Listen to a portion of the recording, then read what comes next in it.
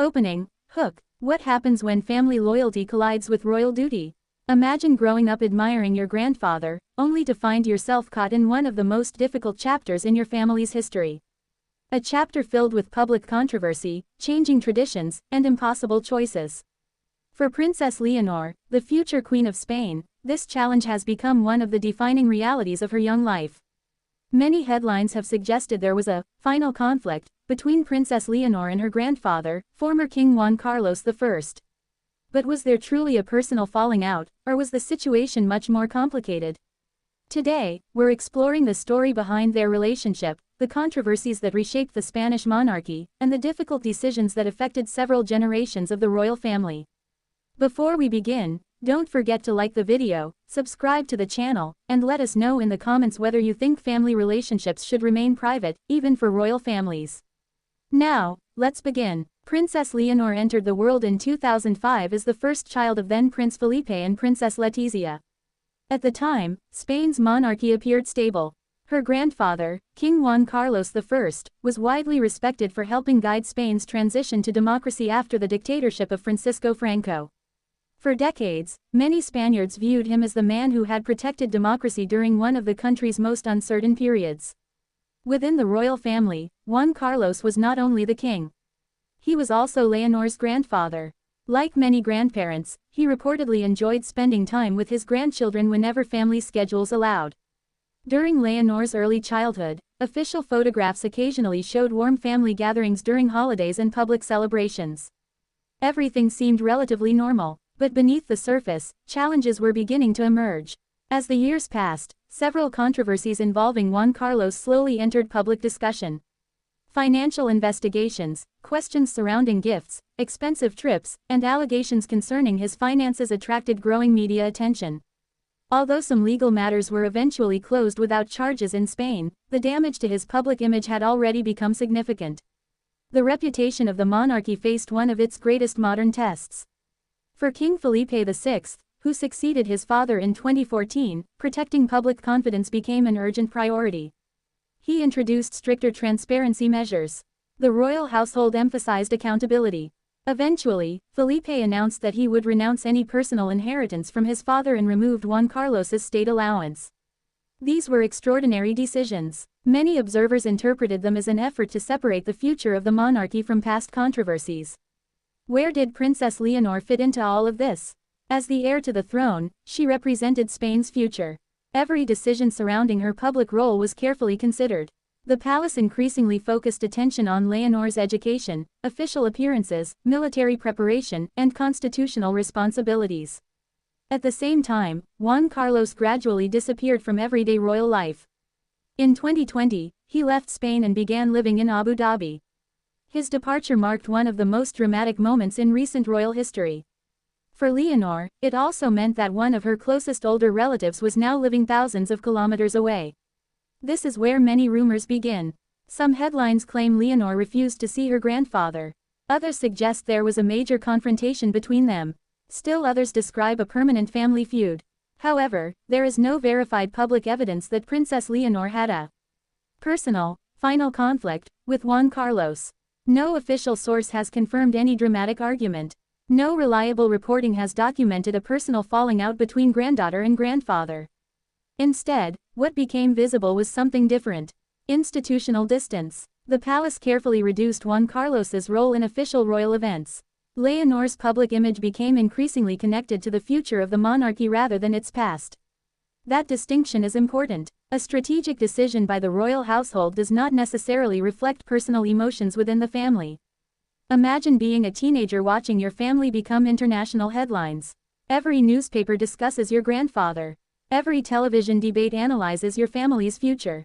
Every public appearance becomes politically significant. Few young people could imagine living under that level of scrutiny. Princess Leonor has had to navigate exactly that reality. While most young adults worry about exams or friendships, Leonor has spent years preparing to become Spain's future head of state. Every action carries symbolic importance. Every photograph is analyzed. Every relationship becomes a topic of speculation. The palace has generally chosen to avoid commenting on personal family dynamics.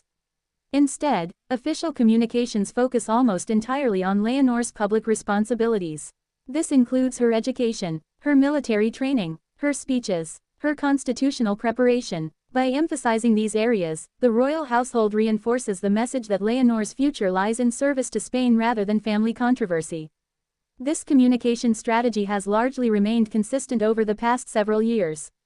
One particularly emotional moment came during major family events where Juan Carlos's presence attracted enormous media attention. Whenever he returned briefly to Spain, photographers closely watched whether Leonor would appear alongside him. Sometimes family interactions remained entirely private. Other times, attendance at official events became the subject of intense speculation. Because the palace rarely comments on private family meetings, rumors often filled the information gap. Some assumed distance meant disagreement.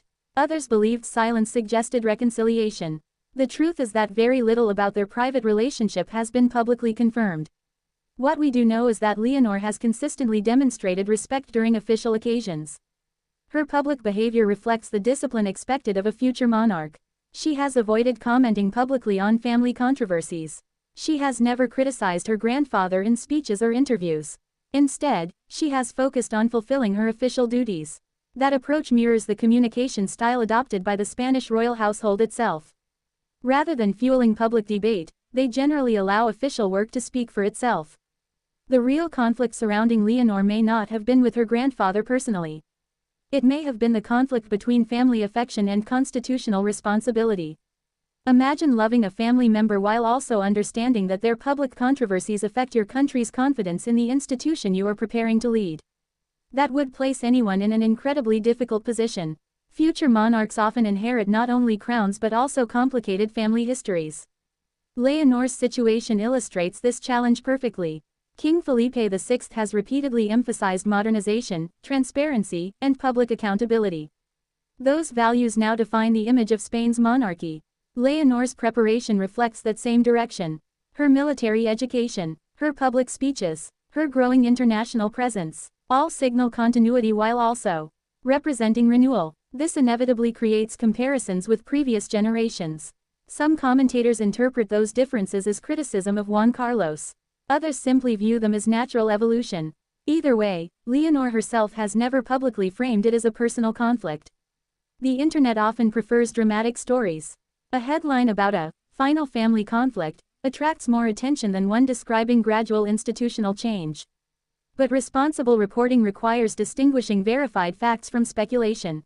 Based on publicly available information, there is no confirmed evidence of a dramatic final confrontation between Princess Leonor and King Juan Carlos I. What has clearly changed is the monarchy's public presentation.